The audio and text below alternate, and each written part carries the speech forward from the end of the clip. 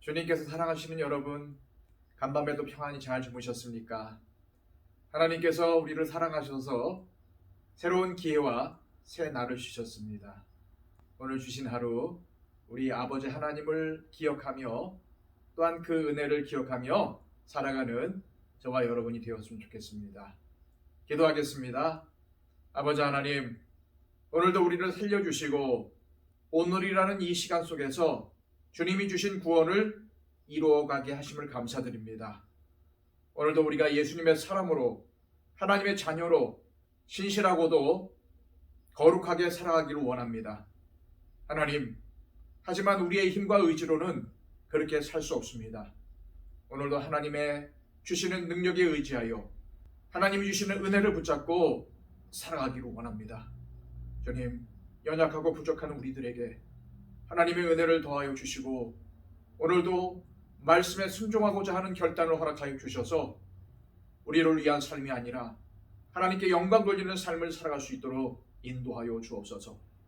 오늘도 우리의 내디디는 발걸음이 나 자신을 위한 발걸음이 아니라 믿음의 발걸음이 되게 하여 주시고, 비록 힘들고 어렵지만 한 발짝씩 한 발짝씩 믿음으로 우리의 발걸음을 내디딜 수 있도록 인도하여 주옵소서. 오늘도 하나님의 기쁨으로 살아가기를 소망하며 예수 그리스도의 이름으로 기도하옵나이다. 아멘.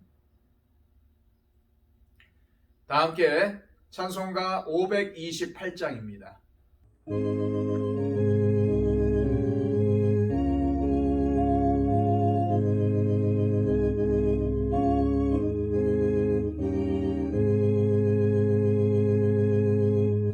예수가 우리를 부르는 소리 음성 부드러워 문 앞에 나와서 사면을 보며 우리를 기다리네.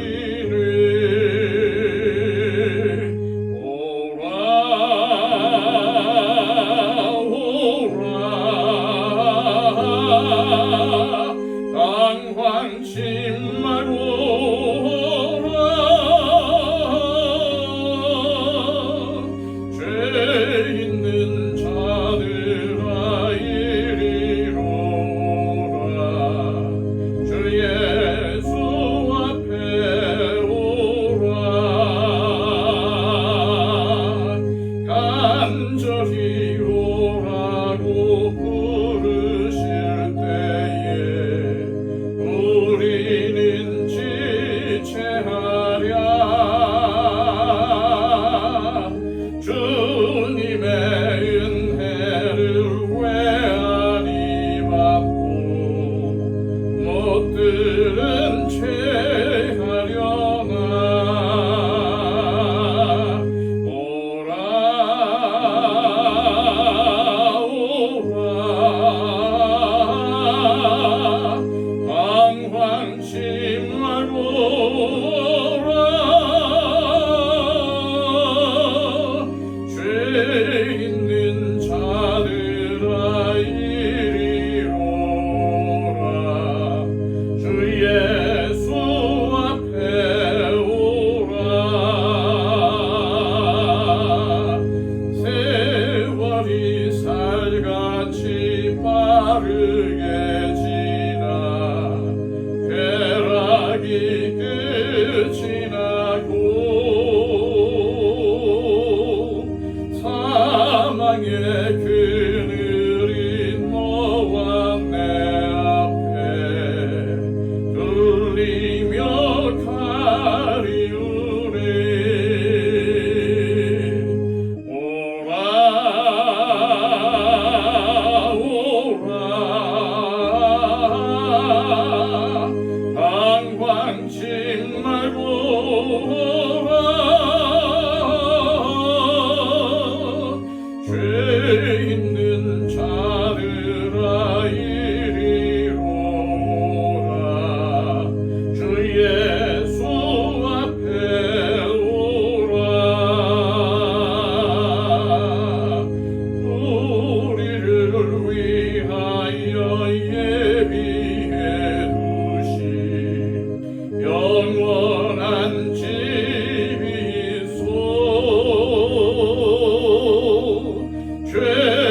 나는 세상을 떠나게 될 때 영접해 주시겠네. 오라 오라 방황치 말고 오라. 죄 있는 자들아 이리로 오라. 주 예수 앞에 오라.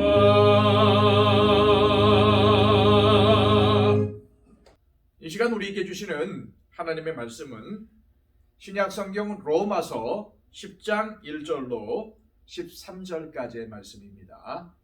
신약 성경 253쪽입니다. 형제들아, 내 마음에 원하는 바와 하나님께 구하는 바는 이스라엘을 위함이니 곧 그들로 구원을 받게 함이라. 내가 증언하노니 그들이 하나님께 열심히 있으나 올바른 지식을 따른 것이 아니니라. 하나님의 의를 모르고 자기 의를 세우려고 힘써 하나님의 의에 복종하지 아니하였느니라. 그리스도는 모든 믿는 자에게 의를 이루기 위하여 율법의 마침이 되시니라. 모세가 기록하되 율법으로 말미암는 의를 행하는 사람은 그 의로 살리라 하였거니와 믿음으로 말미암는 의는 이같이 말하되 네 마음에 누가 하늘에 올라가겠느냐 하지 말라 하니 올라가겠느냐 함은 그리스도를 모셔 내리려는 것이요 혹은 누가 무저갱에 내려가겠느냐 하지 말라 하니 내려가겠느냐 함은 그리스도를 죽은 자 가운데서 모셔 올리려는 것이라. 그러면 무엇을 말하느냐? 말씀이 네게 가까워 네 입에 있으며 네 마음에 있다 하였으니 곧 우리가 전파하는 믿음의 말씀이라. 네가 만일 내 입으로 예수를 주로 시인하며 또 하나님께서 그를 죽은 자 가운데서 살리신 것을 네 마음에 믿으면 구원을 받으리라. 사람이 마음으로 믿어 의에 이르고 입으로 시인하여 구원에 이르느니라. 성경에 이르되 누구든지 그를 믿는 자는 부끄러움을 당하지 아니하리라 하니 유대인이나 헬라인이나 차별이 없음이라. 한 분이신 주께서 모든 사람의 주가 되사 그를 부르는 모든 사람에게 부요하시도다. 누구든지 주의 이름을 부르는 자는 구원을 받으리라. 아멘. 로마서를 처음 시작할 때 말씀드렸지만 로마서는 바울이 로마에 있는 그리스도인들에게 쓴 편지입니다. 오늘 본문인 10장은 로마에 있는 그리스도인들을 형제라고 친근하게 부르는 것으로 시작이 됩니다. 1절 말씀입니다. 형제들아, 내 마음에 원하는 바와 하나님께 구하는 바는 이스라엘을 위함이니 곧 그들로 구원을 받게 함이라. 바울 사도는 형제로 친근하게 생각하는 로마의 그리스도인들에게 자신의 마음에 원하는 바가 무엇인지, 하나님께 구하는 바가 무엇인지를 확실하게 밝힙니다. 그것이 무엇이었을까요? 그것은 바로 자신의 동족 이스라엘의 구원이었습니다. 바울은 자신을 핍박하고 심지어 살해하려고 했던, 그리고 여전히 자신을 살해하려고 시도하는 동족들을 원망하거나 저주하지 않았습니다. 도리어 그들이 구원을 얻기를 진심으로 소원하고 실제로 하나님께 그렇게 간구하였습니다. 하지만 이러한 바울의 마음과는 달리 이스라엘은 하나님의 구원에서 너무나도 멀리 떨어져 있었습니다. 바울은 이스라엘의 문제점에 대해서 이렇게 밝힙니다. 2절과 3절 말씀입니다. 내가 증언하노니 그들이 하나님께 열심히 있으나 올바른 지식을 따른 것이 아니니라. 하나님의 의를 모르고 자기 의를 세우려고 힘써 하나님의 의에 복종하지 아니하였느니라. 바울은 유대인들의 하나님께 대한 열심 자체를 부인하지 않았습니다. 도리어 그 사실을 인정하고 있죠. 그러나 바울은 그 열심이 올바른 지식을 바탕으로 한 것이 아니라는 점을 꼬집었습니다. 바울이 말하는 올바른 지식의 실체는 하나님의 의입니다. 바울이 말하는 하나님의 의는 하나님의 속성으로서의 의로움을 말하는 것이 아니라 우리를 구원하시기 위해서 십자가에 달리신 예수 그리스도를 믿음으로 하나님께 의롭다고 칭함받는 것을 말하는 것입니다. 이 의는 또한 우리가 알고 있는 복음을 의미합니다. 그런데 유대인들은 이러한 올바른 지식인 하나님의 의를 모른 채 하고 있었던 것입니다. 그리고 더 나아가 의도적으로 마음의 문을 닫고 자신의 의의를 나타내며 불순종하고 있었던 것이죠. 이제 바울은 유대인들이 추구하는 율법의 의와 하나님의 의인 믿음의 의의를 비교하면서 무엇을 통해 구원에 이를 수 있는지를 밝힙니다. 자, 5절에서 8절까지의 말씀입니다. 모세가 기록하되 율법으로 말미암는 의를 행하는 사람은 그 의로 살리라 하였거니와 믿음으로 말미암는 의는 이같이 말하되 네 마음에 누가 하늘에 올라가겠느냐 하지 말라 하니 올라가겠느냐 함은 그리스도를 모셔 내리려는 것이요 혹은 누가 무족에게 내려가겠느냐 하지 말라 하니 내려가겠느냐 함은 그리스도를 죽은 자 가운데서 모셔 올리려는 것이라. 그러면 무엇을 말하느냐? 말씀이 네게 가까워 네 입에 있으며 네 마음에 있다 하였으니 곧 우리가 전파하는 믿음의 말씀이라. 계속적으로 말씀드리지만 율법으로 말미암는 의는, 다시 말해서 율법의 의는 그 자체로 잘못된 것은 아니었습니다.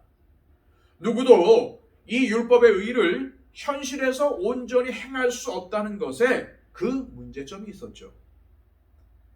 누구보다도 철저한 율법주의자였던 바울은 그의 삶을 통해서 모든 율법을 다 준행하는 것이 불가능하다는 사실과 율법을 통해서는 하나님의 의에 이를 수 없다는 사실을 잘 알고 있었습니다. 그래서 그는 믿음의 의에 대해서 강조하고 있는 것입니다. 바울은 믿음의 의의를 강조함으로 구원받기 위해서는 율법의 조항을 지키는 등의 사람이 할 수 있는 노력이 필요한 것이 아니라 십자가에 달리셨으나 부활하셔서 이미 구원을 성취하신 예수님을 믿는 것으로만으로도 충분하다는 것을 선포합니다.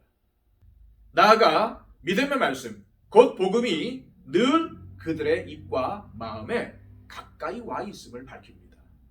즉, 믿으려고 마음만 먹으면 언제든지 복음을 받아들일 수 있지만 유대인들은 일부러 복음의 말씀을 무시하고 불순종하고 있다는 것을 꼬집은 것입니다. 계속해서 바울은 구원을 받는 이의 특징을 입과 마음으로 구분해 설명을 했습니다. 자, 9절 10절 말씀입니다. 네가 만일 내 입으로 예수를 주로 시인하며 또 하나님께서 그를 죽은 자 가운데서 살리신 것을 네 마음에 믿으면 구원을 받으리라. 사람이 마음으로 믿어 의에 이르고 입으로 시인하여 구원에 이르느니라. 먼저 바울은 구원받는 사람은 입으로 예수님을 주님으로 시인한다고 말합니다. 당시 로마 제국의 수도인 로마에 살고 있었던 로마 교회의 그리스도인들에게 이 시인은 절대로 쉽지 않았습니다. 당시 로마 황제를 시인으로 추앙하며 숭배했던 로마인들의 사이에서 로마 황제가 아닌 다른 사람을 주로 고백하는 것은 목숨을 담보해야 했기 때문입니다. 그런 그들에게 바울은 예수님을 주로 고백하며 따르라고 권면하고 있는 것이죠. 오늘의 시대는 목숨을 담보하는 위협은 없지만 예수님을 주로 시인하며 따르는 삶은 오늘날 우리에게도 너무나 중요합니다. 예수님을 내 삶의 주인으로 인정하며 따르는 사람은 내 마음에 옳은 대로 살지 않고 예수님의 말씀에 순종하는 삶을 살기 때문입니다. 오늘 예수님을 주로 시인하며 주님의 말씀에 순종하기로 결단하시기를 소망합니다. 이어 바울은 구원을 받는 사람은 마음으로 하나님께서 예수님을 죽은 자 가운데서 살리신 것을 믿는다고 말합니다.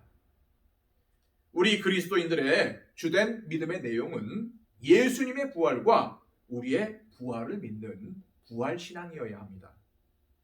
자, 11절, 12절 말씀입니다. 성경에 이르되 누구든지 그를 믿는 자는 부끄러움을 당하지 아니하리라 하니 유대인이나 헬라인이나 차별이 없음이라. 한 분이신 주께서 모든 사람의 주가 되사 그를 부르는 모든 사람에게 부요하시도다. 바울 사도는 이미 앞장인 9장 33절에서 예수님을 믿는 자는 부끄러움을 당하지 아니할 것이라고 밝힌 바가 있습니다.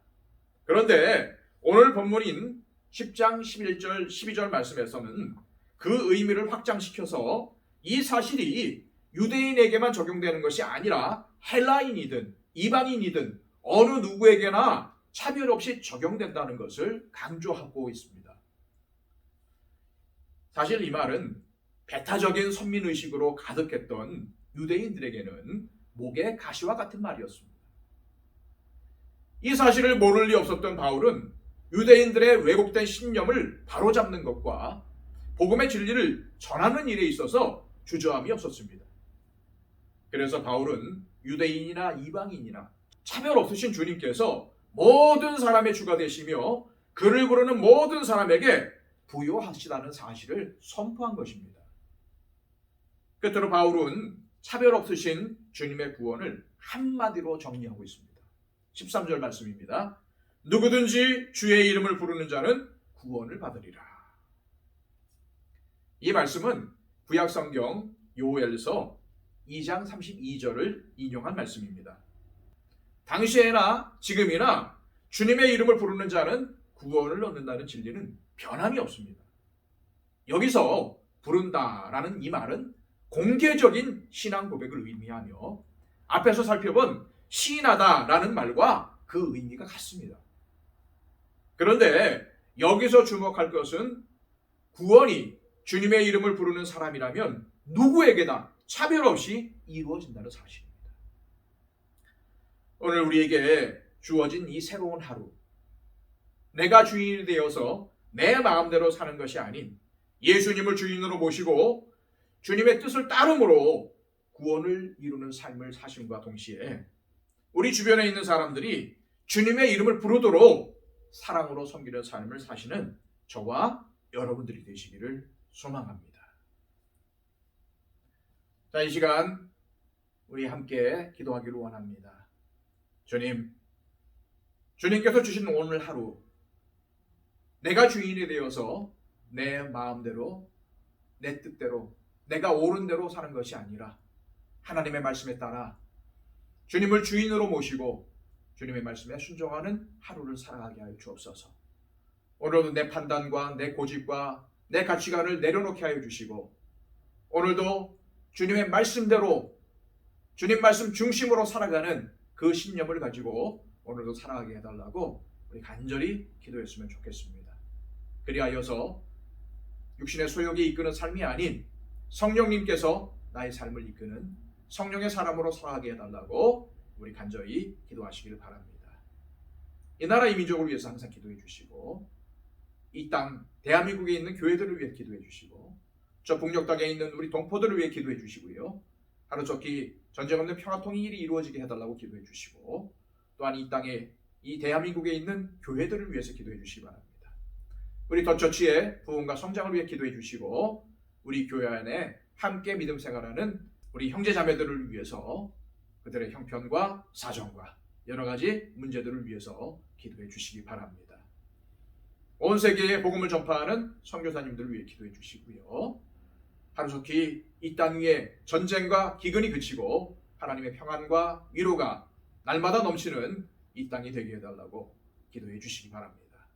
우리 다 함께 기도하겠습니다.